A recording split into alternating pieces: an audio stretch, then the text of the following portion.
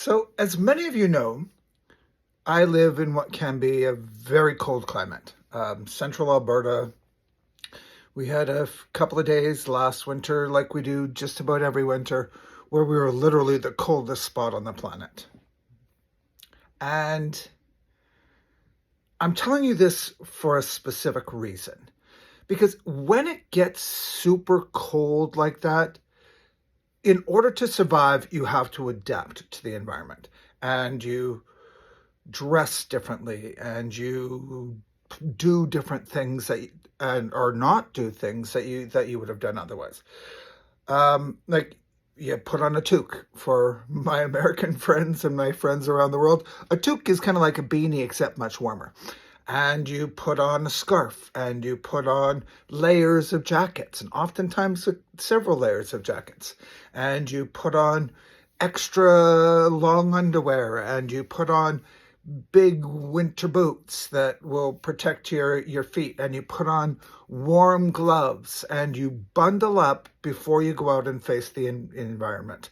Now, this is exactly what happens to us as we're children, especially LGBTQ children, but any child who does not necessarily, and most of us at some point fall into this, that doesn't necessarily fit into what is normal for your family or for your community.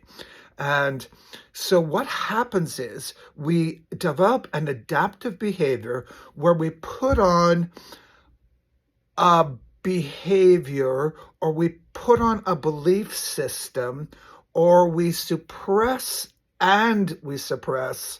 what is natural for us in order to survive in the environment that we live in.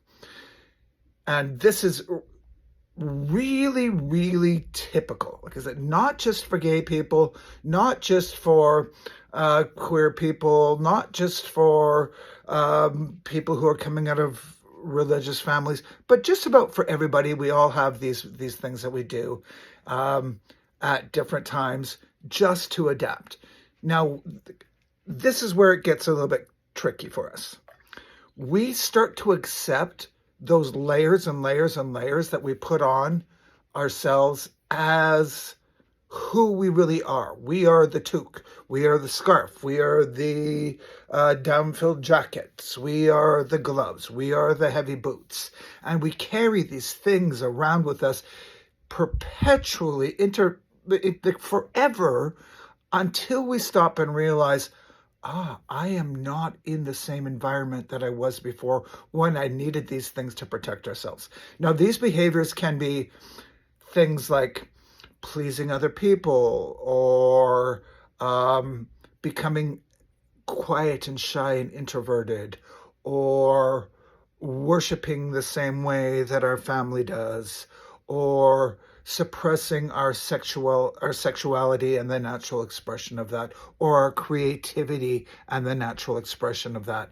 And we learn that all the things that we put on, we learn to associate that as who we are, as our personality.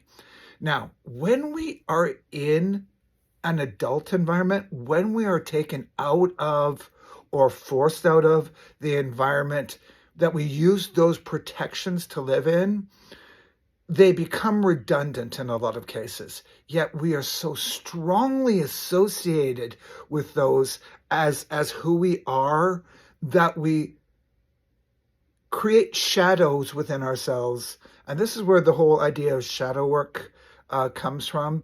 We separate parts of ourselves and put them in little boxes and file them away and oftentimes forget about them. But they're always in there knocking on the door, like, remember me. And they respond to things in our environment.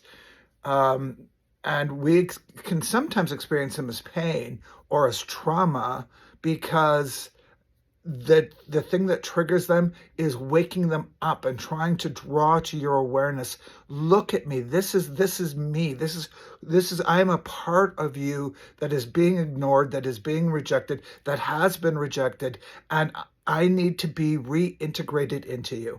And when we start taking the time to examine all the different accoutrement that we put on to have adapted to the environment that we came from, and start looking at it and at ourselves based on where we truly are now. This is when we have the opportunity, and this is when you have the opportunity to start saying, okay, I need to rediscover my authentic self. I need to reintegrate all of those pieces that I've kept hidden from myself and from others. I need to heal, which is the idea of healing at its root is becoming whole. I need to become whole again. And to do that, we need to first shed some of those outer layers, those outer garments that have protected us, that are no longer serving us, and in fact are causing us damage, and are causing us to lose not only our authenticity, but are actually affecting our physical state of well-being and definitely our mental state of health. And we need to start discarding those and at the same time discovering who we truly are, who we were born as, who we were meant to be, and who it is our fundamental need to live from that point of authenticity to have a healthy, happy, successful life, to have healthy, happy, successful relationships, to have healthy, happy, successful careers.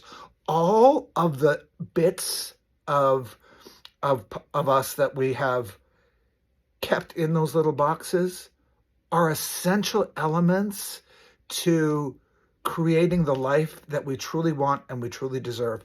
And all of the extra baggage that we've been carrying around, it is absolutely essential that we get through those layers, that we work through those layers, that we examine them, that we examine the beliefs that they came from, and start formulating new ideas, new neural pathways, new spiritual pathways, new emotional pathways that will lead us back to our wholeness and our authenticity. I hope today that you start taking a look at some of those things. And again, the standing invitation, reach out to me anytime. I am happy just to engage in a conversation with you and examine what's working for you, what's not, and see if I can be of any assistance to you. And please today, enjoy the real you in all of its wholeness, and start accepting the concept that that's what we really need to embrace to really change not only our lives, but the world in general. And it's when, if everyone was living from their genuine authenticity, it would be magic, and it can be magic for you. We don't need to wait for everyone else to do it. We can start doing it ourselves, and we can start experiencing that magic of what life can be for you. I encourage you to, again, take a look at that today, to give it some thought. Much love, everybody. I hope you have an amazing day, and I look forward to engaging with you soon. Take care.